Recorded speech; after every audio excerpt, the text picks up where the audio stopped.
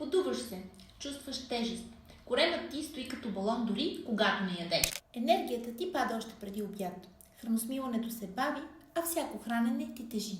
И най-страшното, започваш да свикваш с това и да го приемаш за нормално.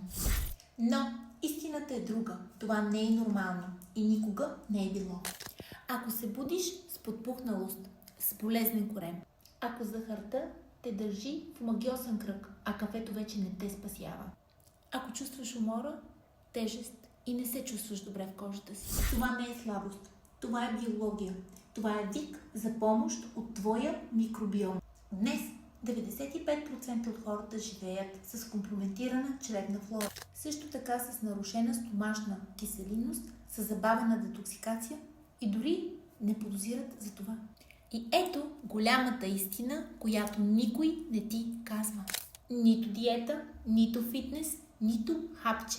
Нищо не работи, ако микробиомът е в дисбаланс. Нямаш вина. Научи утре повече как да се справиш с това.